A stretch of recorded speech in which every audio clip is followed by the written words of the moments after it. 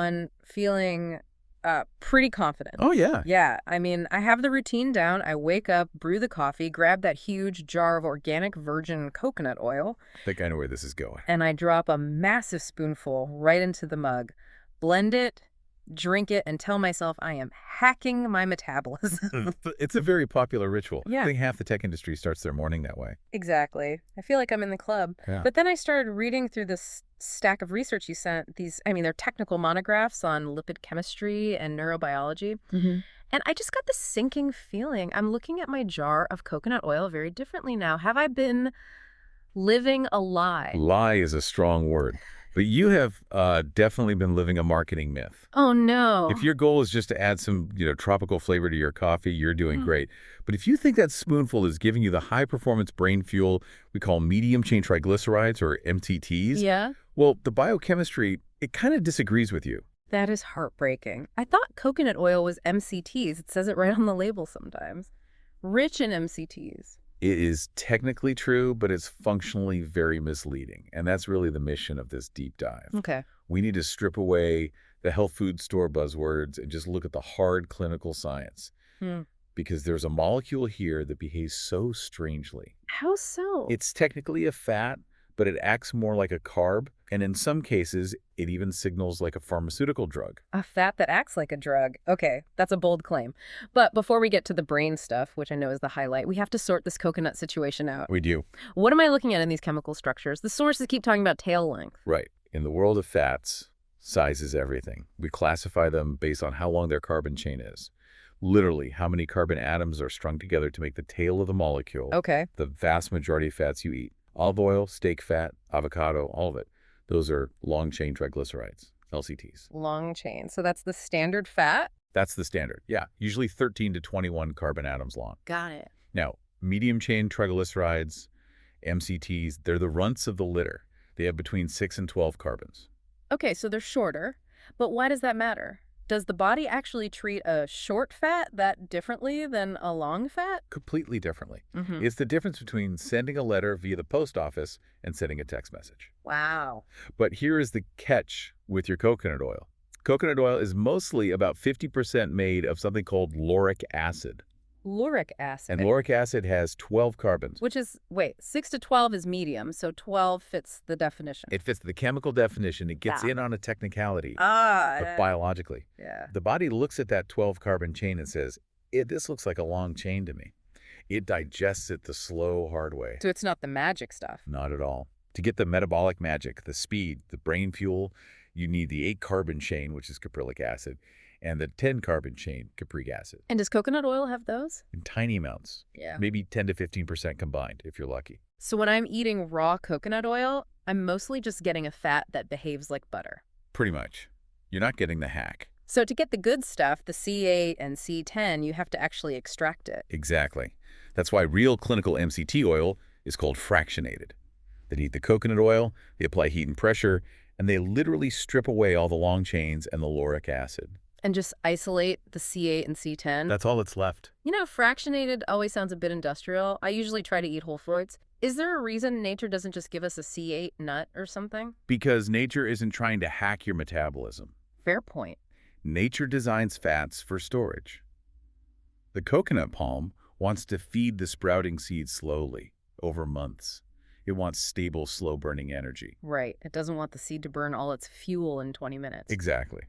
What we're doing with MCT oil is hijacking a biological mechanism for a purpose nature never intended. That makes a lot of sense. We're looking for a sprint. Nature is looking for a marathon. So let's talk about that mechanism. You mentioned the slow way. When I eat, say, a burger, what makes that fat digestion so slow? It's an incredibly complex ordeal. I mean, fat and water don't mix, right? Right. But your blood is water-based. So to move fat around, your body has to do a lot of work. First, your gallbladder squirts bile on it to emulsify it, basically like soap. Okay. Then pancreatic enzymes got to chop it apart. And that's just to get it out of the stomach. Just to get it into the intestinal wall. Yeah. Then inside the cell, it has to be reassembled, packaged in these massive carrier ships called chylomicrons. And get this, it doesn't even send them into the blood. Where do they go? It dumps them into the lymphatic system. The lymph? I thought that was for immune stuff. It is, but it's also the slow lane for fats.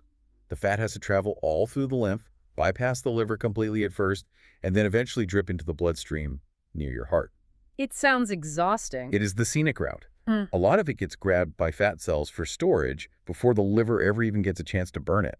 Wow. Okay, so that's the long chain reality. Now, I swallow a tablespoon of pure C8 MCT oil. What happens? It's a metabolic bypass. Brow bypass. Because those chains are shorter, they are just water-soluble enough that they don't need the bile, they don't need the pancreatic enzymes, and they definitely don't wait for a chylomicron. They skip the boat. They skip the boat, they skip the lymphatic system entirely, they go straight from the gut wall into something called the hepatic portal vein. And the portal vein goes where? Direct shot to the liver. It's like a VIP express tunnel. So they hit the liver almost immediately. In high concentrations. Yeah. And because they arrive so fast, the liver has to deal with them right then and there. Okay, so they arrive at the liver, but you still have to burn them, right? Yeah. I remember from biology that the mitochondria is the powerhouse of the cell. Don't fats usually struggle to get in there? You remember correctly. And this is the second barrier. It's usually the rate-limiting step. Mhm. For normal fat to get into the mitochondria to be burned, it needs a specific transport enzyme. It's called the carnitine shuttle. Think of it like a bouncer at a club. The bouncer checks your ID. Exactly. And if the club is full, if the cell has enough energy, the bouncer says, sorry, we're at capacity, go get stored as fat. They have to wait in line. But MCTs, they are so small, they don't need the shuttle. They ignore the bouncer. They just walk right through the mitochondrial wall, passively. So you have this flood of fat rushing into the liver and then rushing into the mitochondria without a bouncer checking them. It sounds like a recipe for an overflow. That is exactly what it is. The liver mitochondria are suddenly flooded with acetyl-CoA, the raw fuel from the fat. Too much to handle. Way too much too fast. The liver can't use it all for itself. So to cope with the overflow, it starts converting that energy into ketone bodies. Ketones. Now we're getting into the trendy territory. Usually people have to starve themselves or cut carbs for weeks to get into ketosis. Right. Nutritional ketosis is usually a starvation response. Sure. Your body thinks, okay, no carbs, I guess I have to burn fat. But with MCTs, You are forcing the liver to make ketones purely because of the speed of digestion. You could have a bagel with your MCTs, and your liver would still pump out ketones because it has no other choice. that is the hack. That's the hack. And these ketones, acetoacetate and beta-hydroxybutyrate, they escape the liver, go into the blood, and head straight for the brain. Which brings us to the section of the research that really blew my mind. Neuroketotherapeutics. It's incredible science. It sounds like something from a sci-fi movie, but the implications for diseases like Alzheimer's seem profound. They are. And to understand it, we have to look at Alzheimer's a little differently. We used to think of it as just plaques and tangles clogging up the brain. Right. But increasingly, researchers are calling it type 3 diabetes. Type 3 diabetes, you mean it's an insulin issue? Exactly. It's an energy crisis. Yeah. The brain runs on glucose, on sugar. Mm. But in Alzheimer's, and even in normal aging, the brain cells become insulin resistant. They can't use the sugar. They lose the ability to pull glucose out of the blood and burn it. So you have a brain that's literally swimming in blood sugar, but the neurons are starving to death. That is a terrifying image. It's like dying of thirst in the middle of the ocean. It is. And that energy deficit, the energy gap, correlates directly with cognitive decline. If neurons can't make energy, they can't fire, and eventually they die.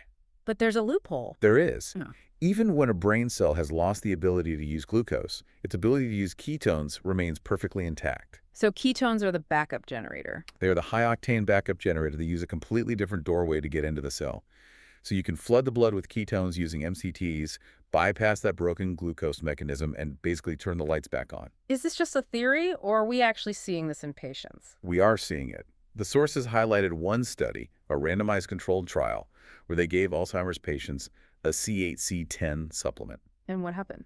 They found that a 30-gram dose could boost brain energy from ketones by 230%. 230%? That's massive. It is. And clinically, it stabilized their cognitive decline. Yeah. They didn't get worse at the expected rate. Wow. And there was a really important detail about genetics here.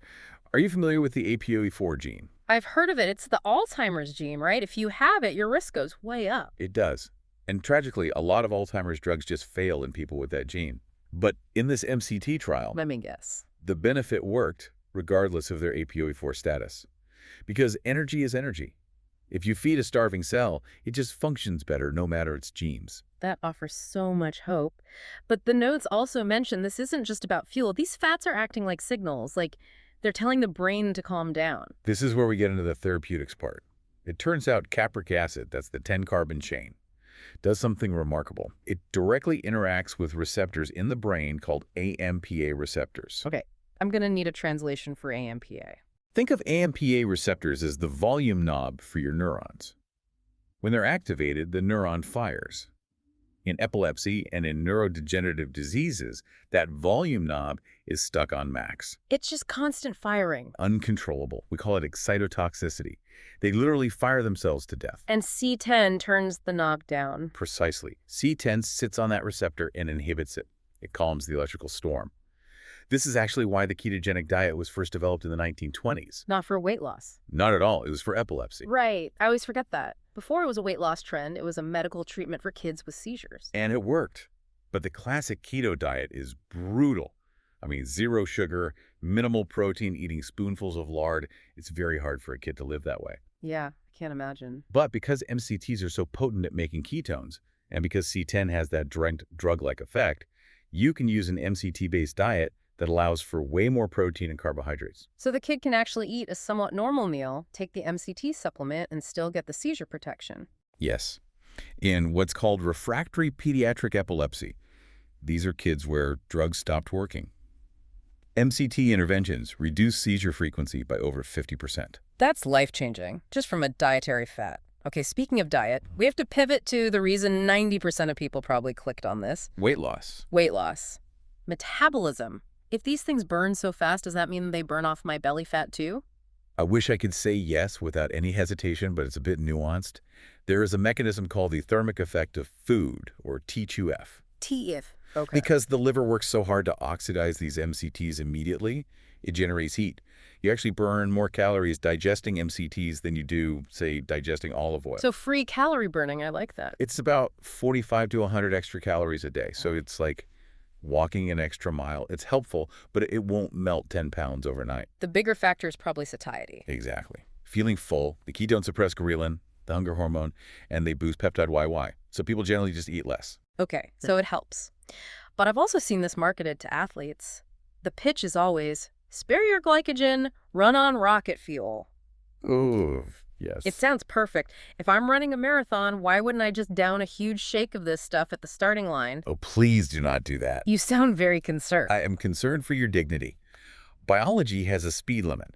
The source material refers to this as the gastrointestinal bottleneck. A bottleneck, so things get stuck. Or rather, they get rejected. To get enough energy for a marathon, you'd need a huge dose, maybe 30 or 40 grams. Right. But remember, MCTs are osmotically active molecules. If you dump that much into your stomach at once, it creates a high osmotic gradient. Meaning it draws water. It pulls a massive amount of water from your blood into your intestines to dilute the fat. Oh, no. The result is rapid, violent gastric distress, cramping, vomiting, and what is politely called osmotic diarrhea. And colloquially known as? The sources actually use the term disaster pants. Disaster pants. Okay, noted. Do not chug MCTs before a race. Please don't. So if someone wants the brain benefits or the metabolic boost without that, how do they start? You have to respect its potency. It's not olive oil. You treat it almost like a prescription. Start with 1 teaspoon, just 5 grams. Okay, 1 teaspoon. Do that for a few days, see how your gut feels. Then maybe go to 2. You build up over 2 or 3 weeks to a tablespoon or 2. And taking it with food helps. Definitely. Or emulsifying it, like in your coffee. That just slows down the delivery enough to prevent the osmotic shock. Okay. Now, disaster pants is uncomfortable, but it's not life-threatening. Right. But there was a section in these monographs that got very dark very quickly. There's a genetic condition where MCTs are essentially poison. Yes, and this is critical, especially now that these oils are so available. The condition is called MCAD, medium-chain acyl-CoA dehydrogenase deficiency. That's a mouthful. What does it actually mean? Remember that VIP tunnel to the mitochondria? Yeah. Well, people with MCAD are missing the enzyme that actually does the burning once the MCTs get inside. So the fats get into the engine, but they can't be ignited. Exactly. And worse, they get half broken down into these toxic intermediates that just pile up inside the cells. And that's bad. If someone with this takes a shot of MCT oil, it can trigger a metabolic crisis. Hypoketotic hypoglycemia, Which would look like. lethargy, seizures, coma, and yes, even sudden death.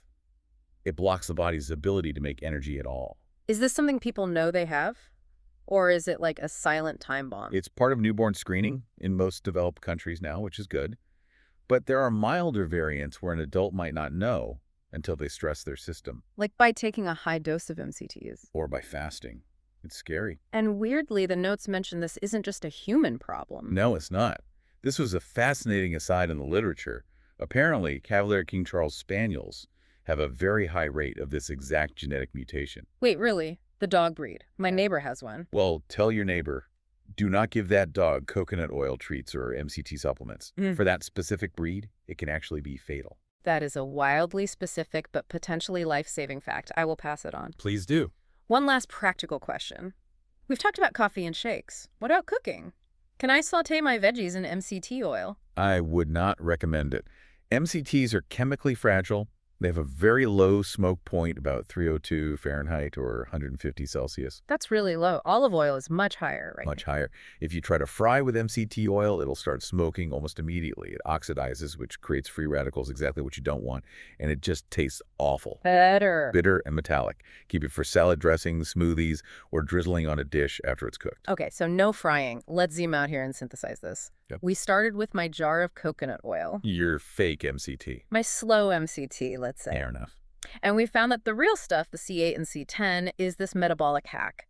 It bypasses the lymph, shoots up the portal vein, and forces the liver to pump out ketones. Which could be a lifeline for a brain struggling with Alzheimer's or a brain firing out of control with epilepsy. But, like any powerful tool, it bites back if you misuse it. For sure. Too much too soon is a GI disaster. And if you have the wrong genes, it can be deadly. It really is a substance that sits on that razor's edge. So what does this all mean for the listener? I'm looking at this bottle of oil and I'm struggling to categorize it. Is it food? A supplement? A drug? That's the big question, isn't it? We like to put things in neat little boxes. Nutrition provides calories. Medicine changes biochemistry. But this does both. Here we have a simple fat that provides calories, but it also inhibits brain receptors and triggers cellular cleaning just like a pharmaceutical would. It blurs the line. Completely. And I think as we understand more about how specific nutrients act as signaling molecules, Yeah. that line is going to all but disappear. So what's the thought to leave us with? If a tablespoon of oil can change the electrical firing of your neurons, maybe we need to rethink the very definition of food. That is a provocative thought. Maybe food isn't just fuel, maybe it's code. Thanks for guiding us through all the chemistry today. My pleasure.